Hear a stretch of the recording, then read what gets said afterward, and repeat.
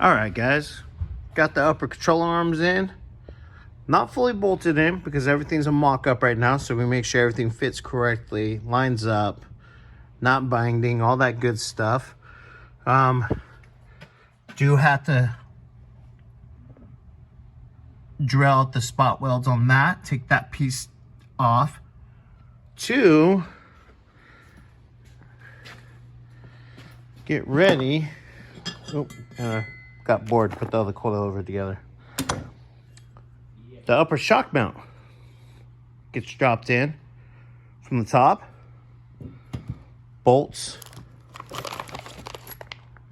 get through, and on the bottom, this plate gets put in. So it makes it nice and solid. Yeah, so you got this side all in too. All good. So yeah, that'll be my next little project adventure there. And get those drilled out and put those plates in and the upper shock mount. So I can put the coilovers in. Yay! All right, guys. Till next time.